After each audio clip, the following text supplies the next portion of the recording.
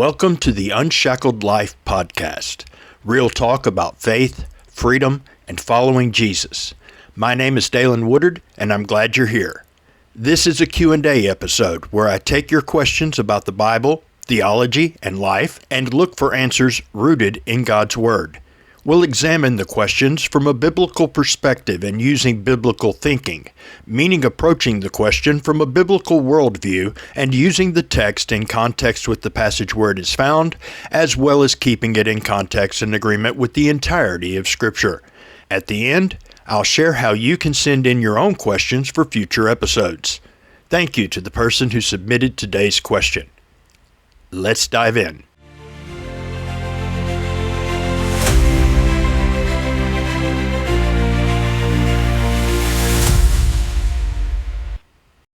Why keep an evil treaty?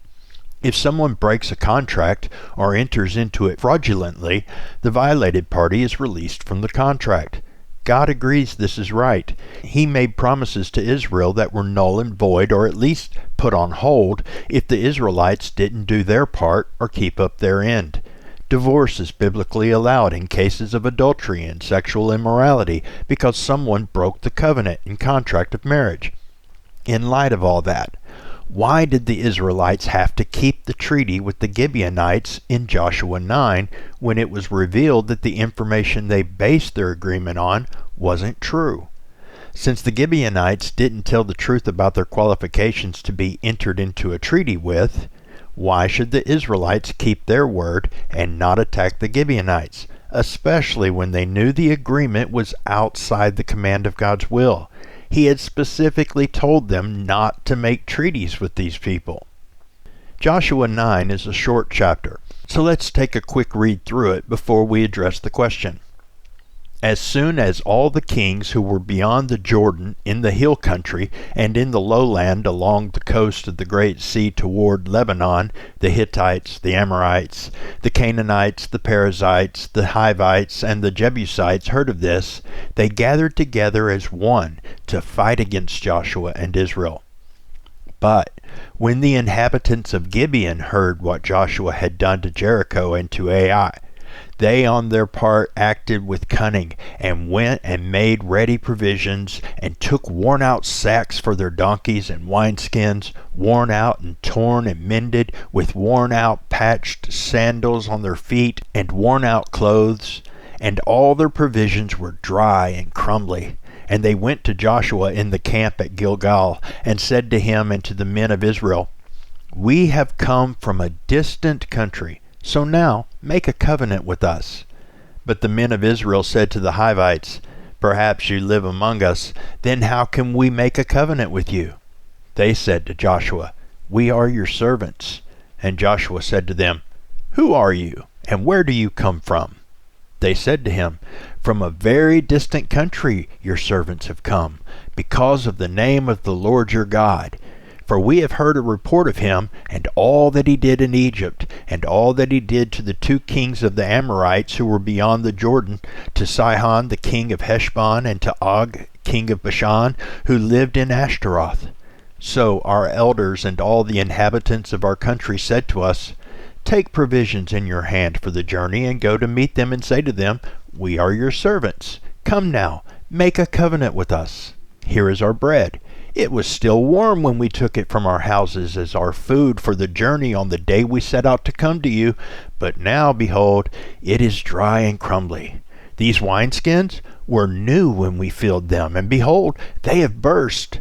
And these garments and sandals of ours are worn out from the very long journey.' So the men took some of their provisions, but did not ask counsel from the Lord.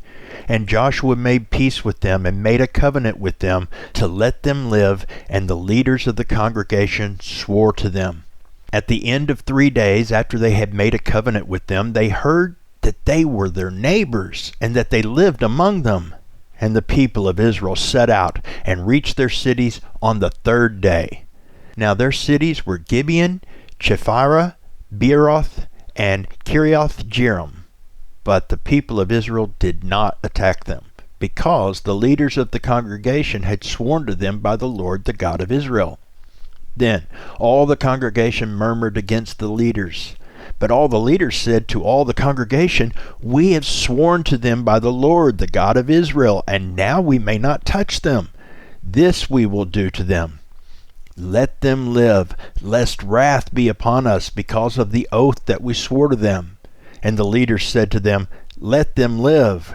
So they became cutters of wood and drawers of water for all the congregation, just as the leaders had said of them.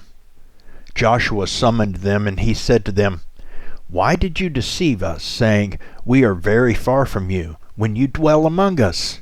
Now therefore you are cursed, and some of you shall never be anything but servants, cutters of wood and drawers of water for the house of my God."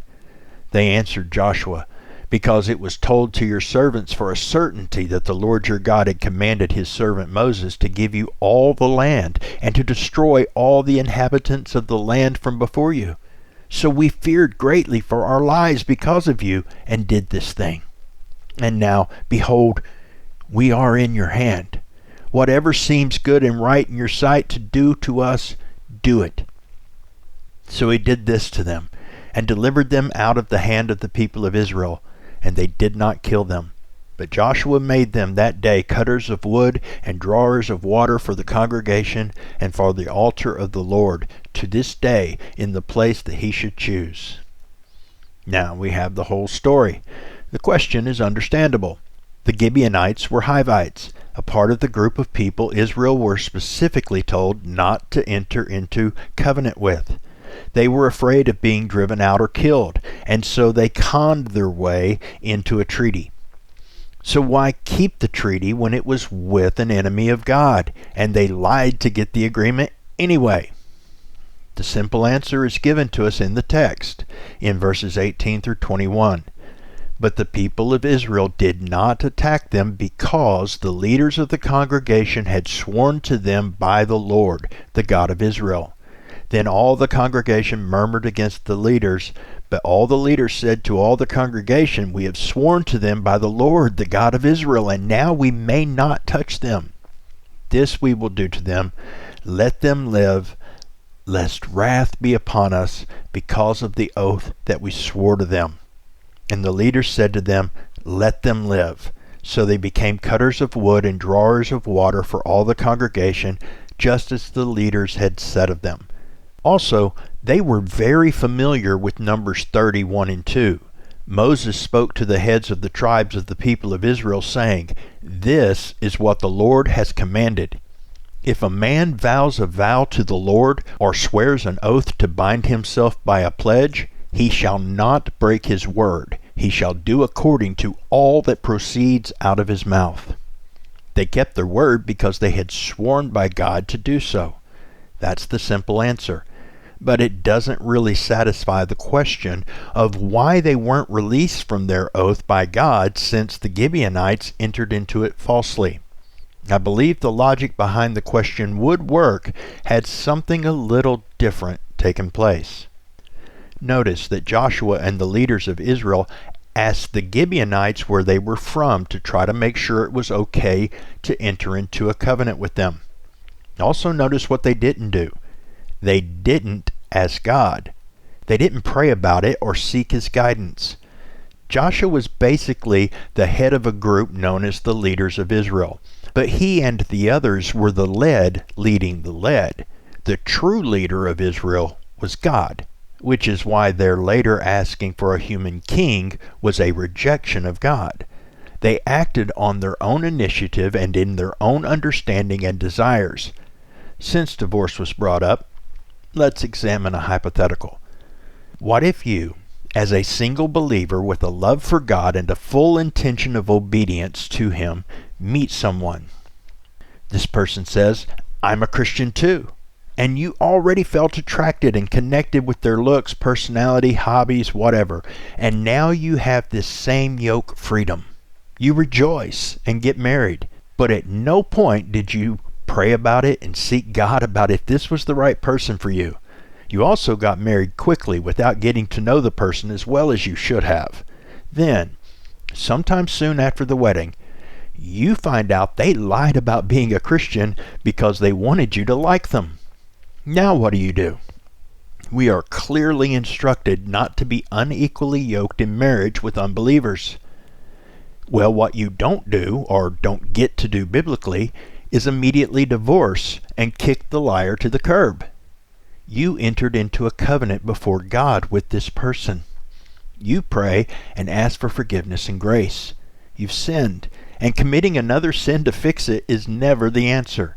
If you're a guy, you commit again to laying your life down for this woman, and you forgive her deceit.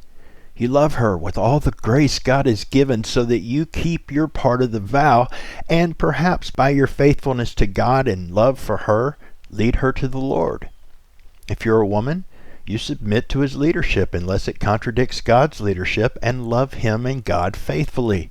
You forgive his deceit, and yes, also, so that your faithfulness to God and love for him might drive him to Jesus. That doesn't mean that there won't be issues and conflict and spiritual hindrances in the family as a consequence of you acting as Lord of your own life instead of looking to your Lord for direction before you moved. There's some grace here for the Gibeonites as well. When Israel first left Egypt, all these nations were afraid. But Israel's disobedience and unfaithfulness led to a 40-year delay and a military defeat that bolstered the enemy's confidence. They were now ready to fight rather than flee before the invading chosen children of God. But not the Gibeonites. They didn't want God as an enemy. They were still afraid. They didn't want to flee, and they didn't want to fight. They may have done it deceitfully, but they drew near to God's people the only way they could see as possible. Some of these very people's descendants became assimilated into Israel and even helped rebuild the temple. God has always made himself available to those who would draw near to him. They weren't accepted for trying to sneak in. They became servants and lived in bondage. But it was bondage in proximity to the truth that allowed at least some of them to eventually become a part of God's people rightly and worship him in truth according to the ways he established for strangers and aliens, non-Jews, to worship and be a part of his people and live by faith in him. That grace to forbear coming wrong gives me great joy. It isn't as smooth and painless a transition as coming rightly, but it'll get you there eventually. Seek him, and you will find him, even if, in your fear, brokenness, or ignorance, you mess up on your way. Finally, to finish my thought on the answer would be different had something different happened, there were two kinds of covenants, conditional and unconditional. If the Israelites had said, as long as we don't find out you lied to us about who you are and where you're from, we'll agree not to war with you. Then, when they found out, they would have been within their rights to wage war and still honor their pledge before God. But not only did they not seek him, they just said, we will not war with you. They entered into an unconditional covenant of peace. Since no conditions were given, they were stuck with keeping their word. Like I said, you don't fix one mistake with another mistake. You don't fix sin by sinning. When we step outside of the will of God because we lead ourselves and make wrong choices without seeking him, we'll have consequences in our life that make things harder at times. But we don't get to pretend it away, violate God's will even further, or disobey again. We trust in God's forgiveness, mercy, grace, and promise to finish what he started in us and just walk from that moment on faithfully. All right. Thank you for listening. I hope you enjoyed the answer to today's question. If you have questions about God, the Bible, or theology, you can email your question to DalenWoodard@minister.com. That's DalenWoodard@minister.com. Or go to the Unshackled Life Ministries Facebook page and ask there or through DM. Find me, Dalen Woodard, on X and ask there or reply to this episode on whatever platform you're listening to the podcast. May the Lord bless you and keep you and give you an ever-deepening hunger for his word. Help us spread the word by sharing, commenting, and clicking that like button on YouTube. Keep up to date on the Q&As and the other Bible teachings by subscribing to this channel. And remember, when you fix your thoughts on God and build your thinking on the foundation of His truth, God fixes your thoughts.